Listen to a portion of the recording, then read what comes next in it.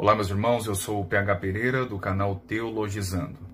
Já faz algum tempo que pretendo gravar um vídeo discorrendo sobre essa questão. Existem alguns desvairados, maldosos e falsos crentes por aí que não leem um determinado assunto, ok? E julgam como sendo herético e contrário à palavra de Deus. Nós vivemos um tempo muito difícil. As pessoas não se debruçam sobre um determinado livro e sobre um determinado assunto, né? E passam a considerá-lo como heresia sem ao menos ler a obra, estudar a obra.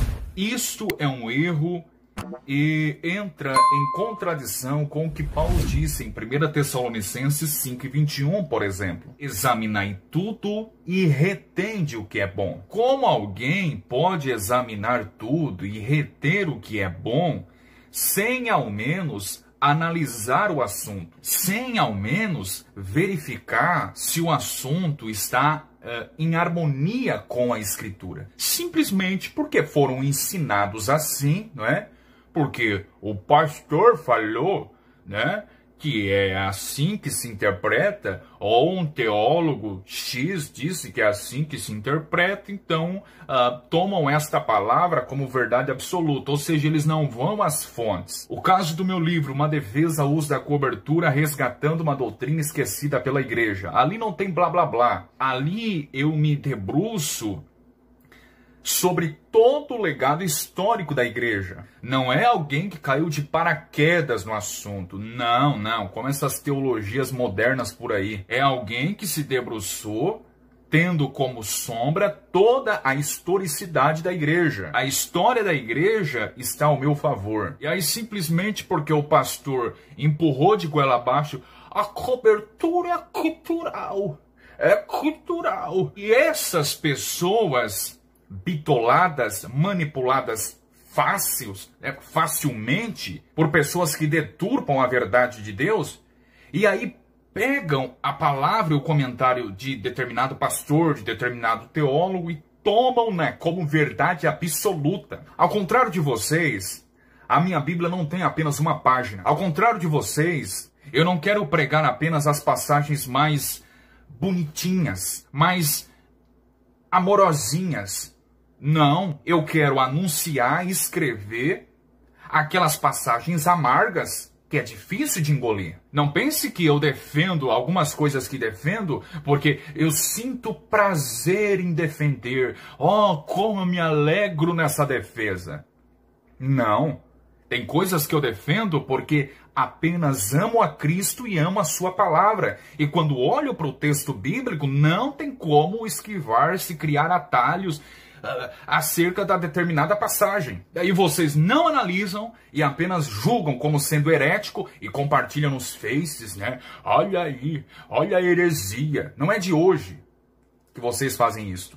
Paulo disse para as mulheres usarem por causa das prostitutas, as sacerdotisas de Diana. Então era algo simplesmente cultural. Paulo, em momento algum, diz que é por causa das prostitutas. Olha, vocês usem por causa das prostitutas. Paulo deixa muito claro que vocês devem trazer a exousia, a autoridade sobre a cabeça, por causa dos anjos.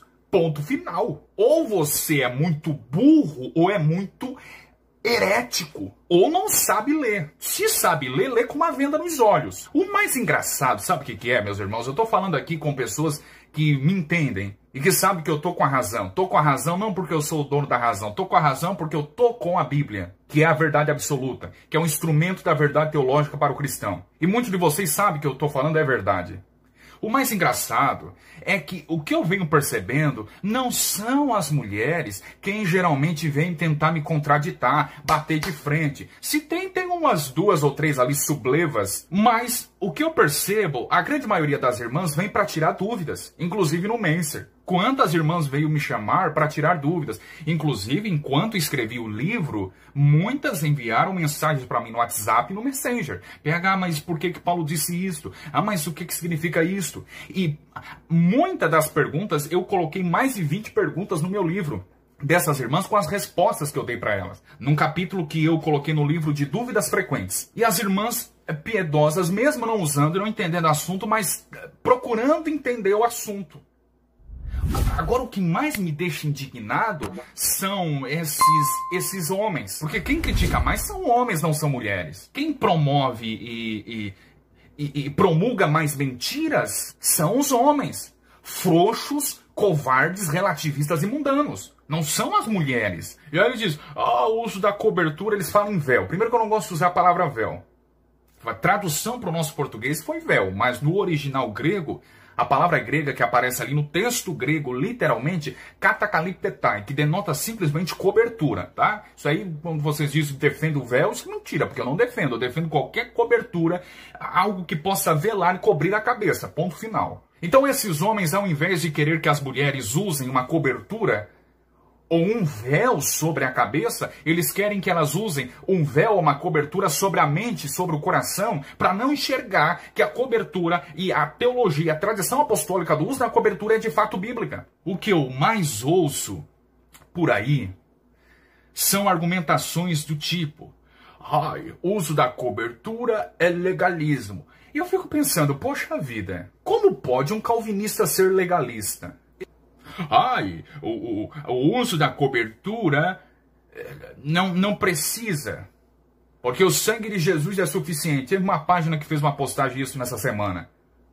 Tá, da onde que eu disse que o sangue de Jesus é insuficiente? Sabe o que é? Não leem, apenas publicam o que acham, achologias, e achologias não vêm da minha parte, mas vêm deles. E aí esses comentários estúpidos, toscos, de mentes totalmente desvairadas, sem comprometimento com a Bíblia. O que os reformadores enfatizaram não foi apenas o sola escritura, mas também o tota escritura.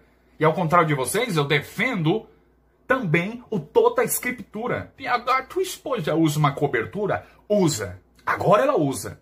Porque ela entendeu. Mas será que eu tenho que defender algo simplesmente se a minha esposa concorda e crê? Olha a incoerência da mente maluca dessas pessoas. Olha, tua esposa tem que crer. Se ela não crê, tu não pode pregar. E daí se ela crê ou não? Quer dizer que eu devo ensinar somente se ela crê? Vamos supor que a minha esposa não fosse cristã, fosse uma ateia. E não cresce em Jesus, não cresce no Evangelho, não cresce em igreja, em nada. Quer dizer então que eu não deveria anunciar Cristo aos pecadores porque a minha esposa não crê que Jesus é o Salvador do mundo? Que o Evangelho é Cristo e é verdadeiro? Quer dizer, eu tenho que professar algo apenas se a minha esposa crê?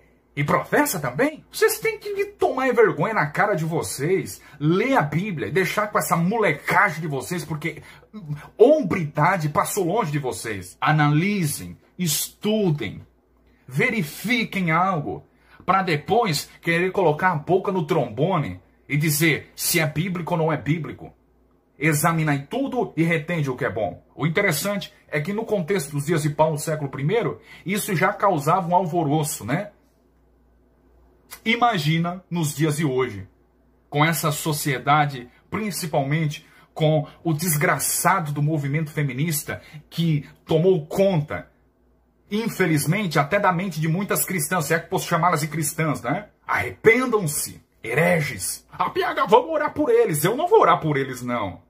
A Bíblia não manda orar por herege, por falso irmão, por mentiroso, por caluniador. Não, a Bíblia manda confrontá-los.